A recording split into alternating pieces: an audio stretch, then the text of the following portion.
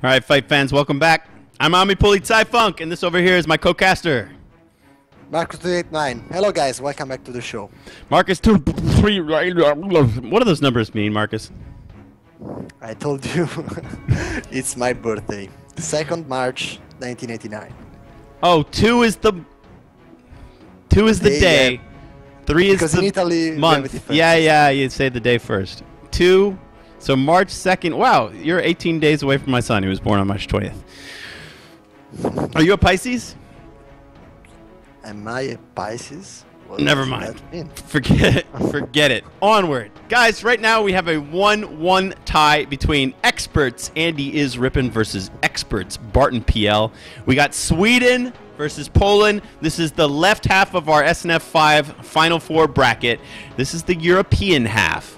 Next week, on January 19th at the same very time, we will have the right half, which is the North American half of the bracket, and that's going to be Von Ivan versus representing the United States of America, and OMG Pop representing Canada. And we're all looking forward to that, so I hope you join us again next week. That'll be the 19th. And then, of course, the 2 winners of this week's and next week's bouts will fight in the championship title fight on January 26th.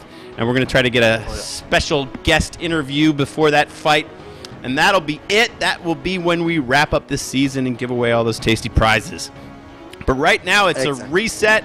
It's BartonPL versus AndyisRIPPIN. You see Barton with his fists up on the right with the Polish flag, and AndyisRIPPIN with a new pick. He's swagging, he's showing the chains, he's an open shirt, showing some chains back from his military service, trying to keep his cuts sharp while he had to wait to see who he would fight in this semifinal. And here they go. They are ready to take it to Kharkov. Marcus, let's go in game and see. We have no idea what to expect from Kharkov. I'm in game now. I'm following AndyisRIPPIN. I'm paused at 5 seconds. Are you with me, brother? Are you ready to go? Yeah, just I want to steal you 1 second to give a big shout out to my girlfriend who is watching us. No kidding. Thanks to her if I can cast. Yeah. Hi, Federica. I was gonna say let's get ready to Federica, but that doesn't make much sense unless I was about to do her, which I'm not. Of course, about to do your girlfriend because she's your girlfriend, and I know that Italian. Okay. All right, let's pause this, Marcus, before I get in any other trouble. Federico, I look forward to meeting you. I'm gonna come invade your homeland south of Naples. What are we thinking? April, Marcus? That Ami invades the Casa di Marco? That would be awesome. Exactly. I'll be nice. I promise. I'll be on my best behavior. All right, we're gonna unpause in 5, 4, 3, 2, 1. Unpause. 6, 7, 8, 9, 10. All right. As the calm settles in this 1-1, it's now a best of 3. What did we say the 5th map would be, Marcus? If it does go that far, I think it'll be Kolodny Winter? Kolodny Winter. Winter, yes. Yeah, Kolodny Winter. Could you imagine that this series and that huge prize, yes, would all come down to a battle on Kolodny Winter with blizzards and everything? I don't think I've done a single SNF match with a blizzard yet, and that's not unintentional. But hey, let's try it. Let's root for that ace game. Let's see it go that far. Right now on VPs, as we noted, we're very seasoned casters with these VP battles. That AndyisRIPPIN ended his victory with 400 VPs, while Barton ended his with 80. Yeah, and it's a huge advantage in terms of VPs. It's 400 against 80. All right, so Marcus, tell us about Road to Kharkov. Tell us about this map. Give us an overview. Introduce us to Road to Kharkov. Sure. Okay. So, from a strategic point of view, for the northern player, it's usually better to get the northern east side, while for the southern player, it's easier to get the southwest side. And that's what they're doing. Even if it's easier to get that side, as well as it's easier to get that side, it's also easier to cut you off. As you can see, there are 2 main cutoffs. One of them is going to be capped right now by Andy with his MG, and the other one has just been capped by the conscript squad on the north. Oh, they are telling me that scores are missing on the top, Jason. So if you want to stop for a No, they're second not. at 2. They're not missing. Wait, what are they talking about? They just didn't look hard enough. All right, go ahead. Yeah, they were right. I got them up there now. Go ahead, go ahead. So tell us more about Kharkov. These two huge cutoff points, which are right now are both controlled by Barton. No. The cutoff is one in the north, not the one with the conscripts. The one just on the left and north of that. There is now 2 houses and an edge. And in the south point, there is another cutoff. As you can see from the tactical map, it basically connects all the south munition and fuel point to Andy's base. So right now, this map was famous to be, it's full of houses and full of green cover. So it's hard. It was hard to get units out of buildings, but with the last patch, everything changed because houses are not as strong as they were before. So I'm really curious to see what happens in this game. It seems like Barton is playing very aggressively. He's got his side. He's pushing on Andy's side, and now Andy is forced to defend. He has only 4 points. He's cut off a strategic point and fuel ammunition point. It's enough to have this basic resource income, but still, Barton has a big advantage right now. So what's Andy's unit composition? Barton has 4 conscripts and Molotovs, and now he's getting the health station on his HQ. What about Andy? We got 4 Grens and an MG. And look at conscripts just were able to get behind the MG. Now they're throwing a Molotov, and then he's not able to react fast enough. He will be forced to retreat.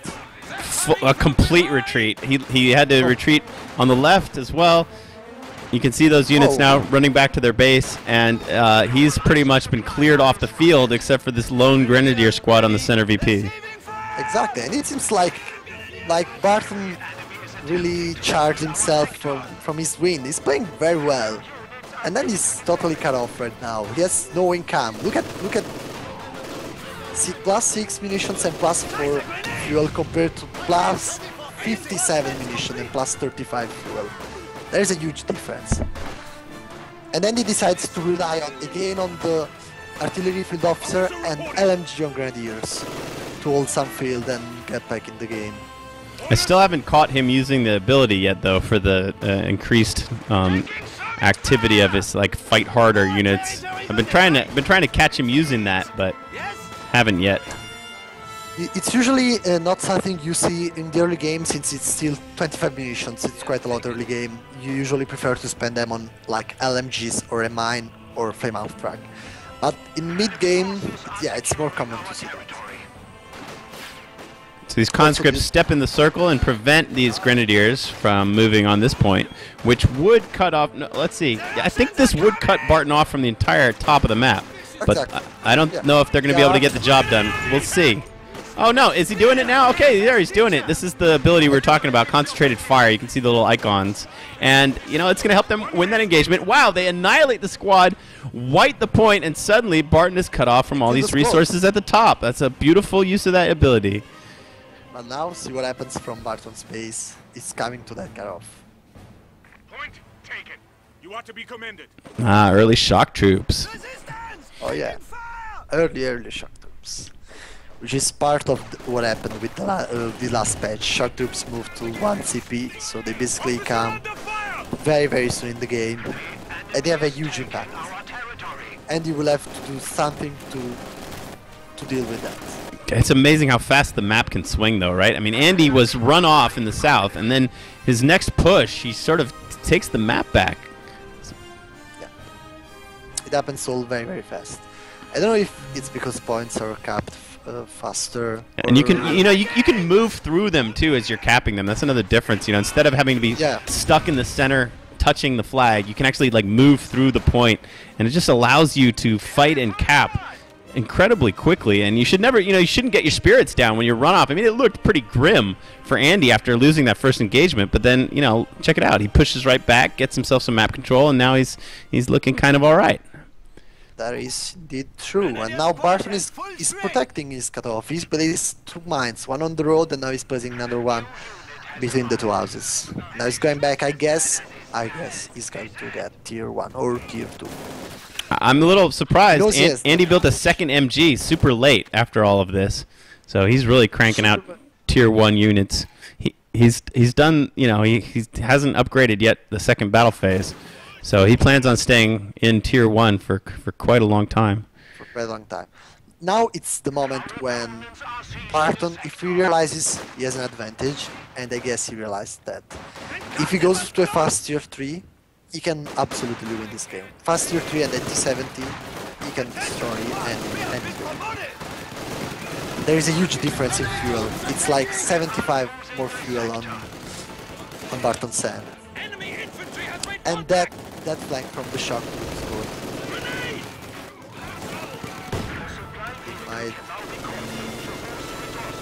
It all depends on the nade. Oh, but there's a second engine with micro from Andy. No way then. All right, I'm gonna give you a quick time sync. If you're behind me, catch up to me. I'm at 8:05, 8:06, 07, 08, 09, 10. We good? We're good. Alrighty. Those shock troops kind of took a beating. Yeah, but they have to retreat. They delayed the Wehrmacht for quite some time and allowed this other conscript squad to get in with a flank.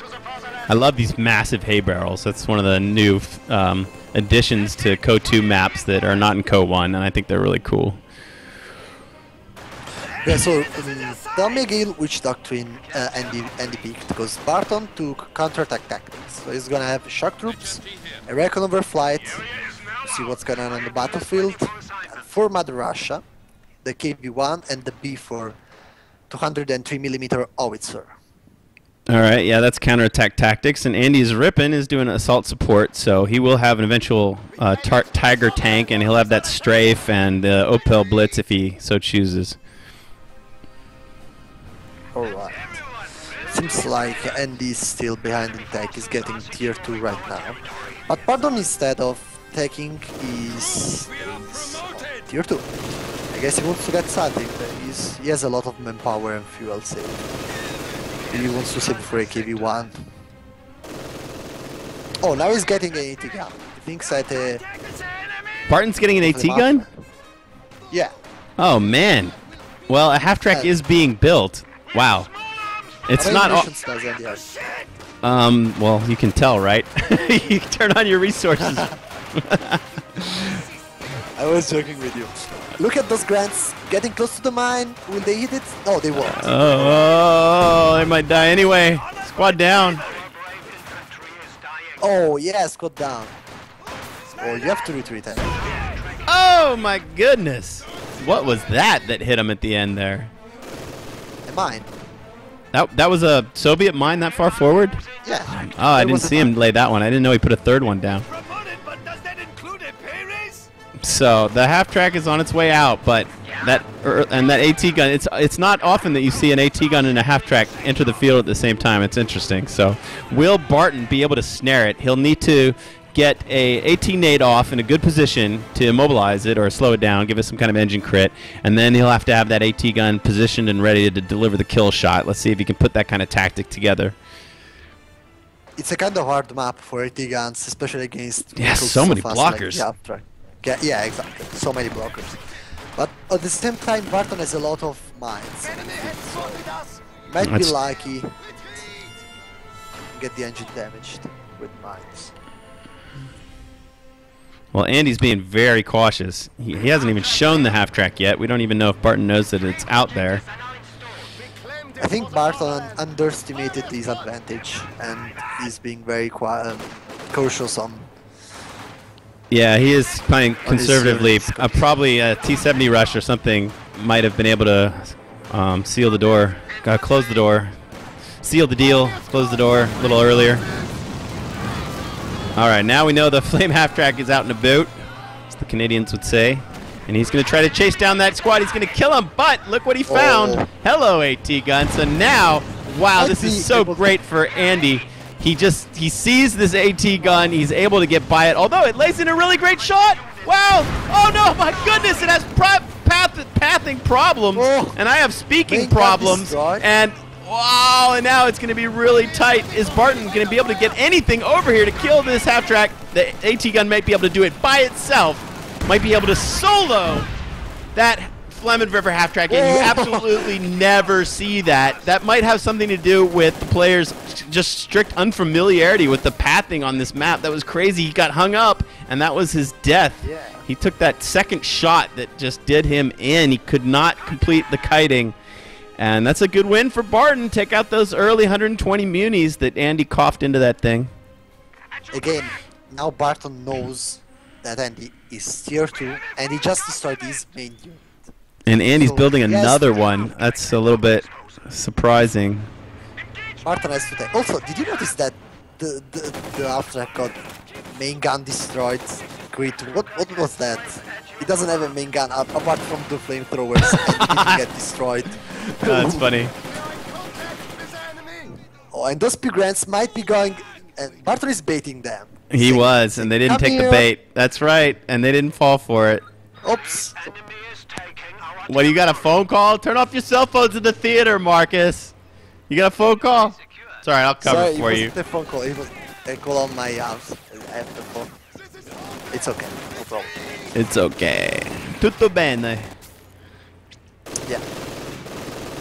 Okay, so Barton is playing. It's still playing very conservative. He doesn't want to push too much, but at the same time, Andy is not the kind of player who's sitting on his territory. He's now moving to get that fuel point and that mission point on Barton's side, and he will be able to eventually decap that. Barton threw a few more mines down. He's really making quite a few traps in the center. And I guess if Andy tripped that one mine when he was retreating the infantry, then that's made him very aware that there could be more where that came from. Yeah. I think Barton is preparing for his half CP away from a KV-1. He might get 2 of them as soon as he unlocks them. Yeah, well, Barton's 2 KV-1. floating tons of manpower and fuel, so he can really have anything he chooses. And I want to remember you that a KV-1 beats a P4 in a straight fight.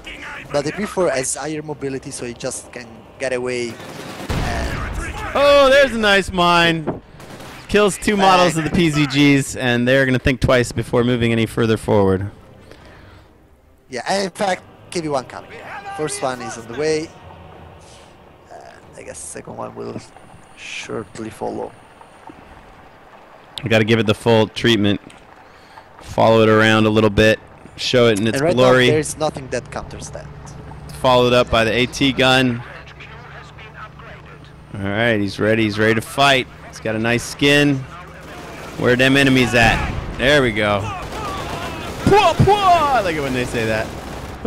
Now it's the time for Barton to push that cutoff. To get Andy's cutoff back in his hands. And use the second KV-1 to ensure his side is secured. Well, the Krauts are running. They're scurrying as this thing picks up some extra camouflage, some foliage on its turret. Is Andy getting a pack or pack 40? Andy's not building anything at the moment. He is like most of his units have little red exclamation points above their heads. Oh, and the second KV-1 is so. Oh wow! All right, well, we wondered if Barton would do some kind of shock tactics attack, and he basically saved enough manpower to call 2 KV-1s back to back. And now that they're here, Andy's gonna be really searching for a way to try to counter them. Oh yeah, 80 gun and double KV-1 is not something you can easily counter. And look how aggressive Barton is. He's laying mines in the center. He's capping. The AT gun is capping a point right outside of Andy's base. He's playing the right way. Yeah, Now that's how you push an Andy's advantage for totally sure. counts.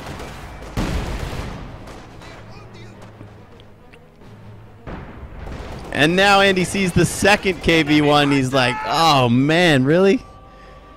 Area secure. Good. I thought I would have expected. I think that Andy is not very used to play on this map. He was very He was playing very defensively during the whole game. Well, now- it was more Barton that was kind of vetoing the most standard map. So I think Barton kind of forced it into being played on this map, and maybe he practiced it a lot or really gave it some thought about how you would go about playing this map. So his overall strategy with the map vetoes and now these KV1s looks like it is working like clock. Looks like him banning Colotny Firma Summer was not just trolling us, but it was a really intentional thing. Yeah, sure. Seems very confident in this map. I didn't expect him to perform Well, you so know, well. when you go up against the guy who was just formerly #1 in both latter spots and qualified first undefeated, it's a good idea to throw him a curveball. Yeah, exactly. I also don't think that Andy is used to see KV1s. That's it. GG. Wow. GG.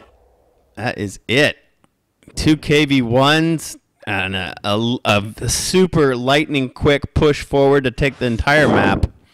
And down Andy goes. Barton coming from behind takes a 2-1 game lead. And now that we know we've got at least 2 more games ahead of us, Marcus, why don't we just skip the skin giveaways? Let's go right into game 4 and then give those. Oh no, it could end after this. No, we got to give them away now. If Barton wins the next game, it's all over. So we got to give them away now. Let me run the wins video, and this time, for the first time, it's the Soviets.